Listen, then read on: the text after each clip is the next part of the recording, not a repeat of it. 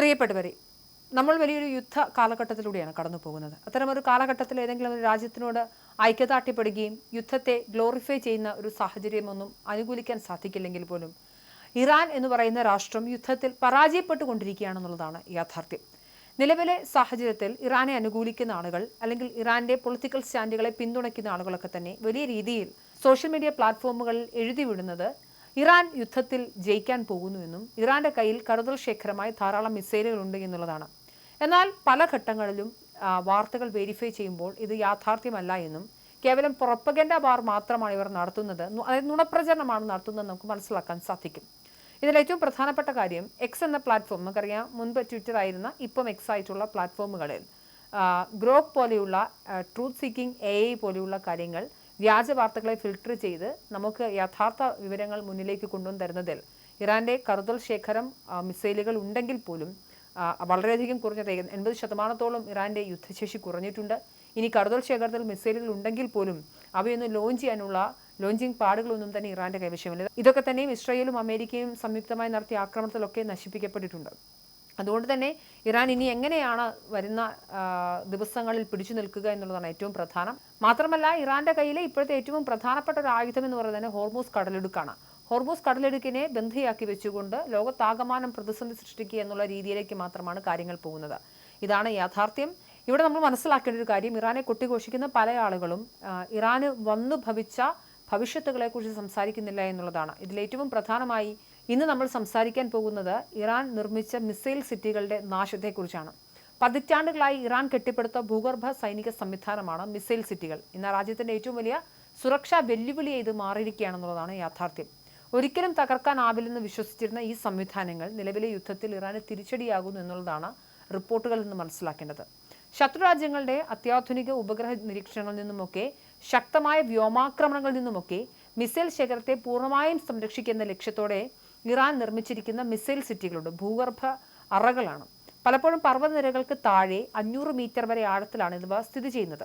ഇത്രയും ആഴത്തിൽ സ്ഥിതി ചെയ്യുന്നതിനാൽ സാധാരണ ബോംബുകൾക്കോ മിസൈലുകൾക്കോ ഇവയെ തകർക്കുക എന്നത് അസാധ്യമാണ്. ഭൂമിക്കടിയിലെ കിലോമീറ്ററുകളോളം നീളമുള്ള ഈ തുരങ്കങ്ങൾ ശത്രുപക്ഷത്തിന് കൃത്യമായി ഭൂപടം തയ്യാറാക്കാൻ കഴിയാത്ത വിധം സങ്കീർണമായാണ് രൂപകൽപ്പന ചെയ്തിരിക്കുന്നത്.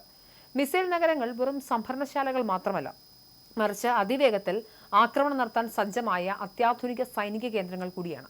കോൺക്രീറ്റും മണ്ണുമൊക്കെ ഉപയോഗിച്ച് അതീവ സുരക്ഷയോടെ നിർമ്മിച്ച ഈ തുരങ്കങ്ങൾക്കുള്ളിൽ റെയിൽ അധിഷ്ഠിത ഗതാഗത സംവിധാനങ്ങളടക്കം സജ്ജീകരിച്ചിട്ടുണ്ട്.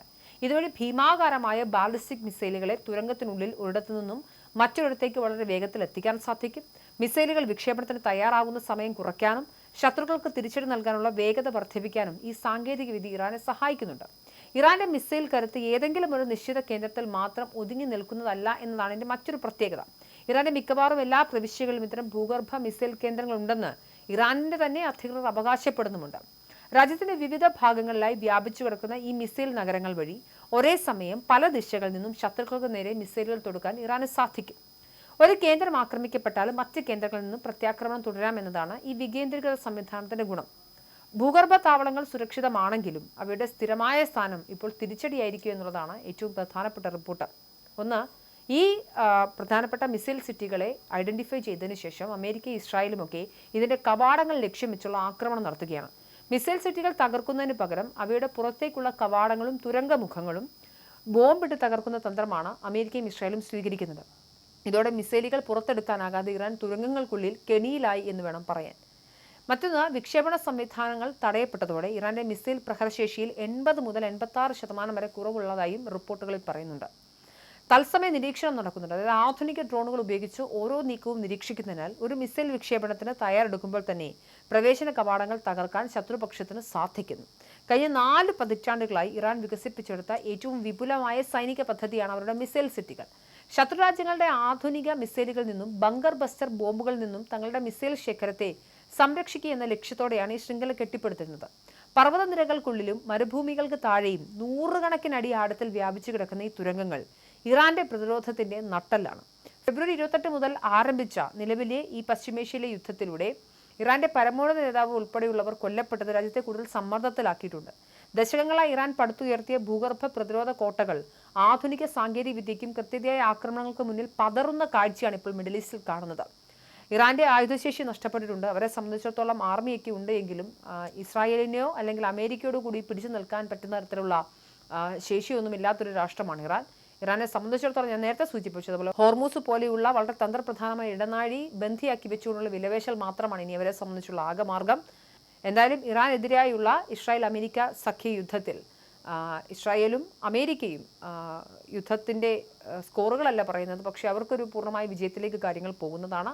പക്ഷേ നമ്മൾ പ്രതീക്ഷിക്കുന്നത് പോലെ അല്ലെങ്കിൽ ഇറാനിലെ ജനങ്ങൾ ആഗ്രഹിക്കുന്ന ഒരു ഭരണമാറ്റമൊന്നും ആ നാട്ടിൽ അത്ര പെട്ടെന്ന് സംഭവിക്കുമെന്നും പ്രതീക്ഷിക്കേണ്ടതില്ല.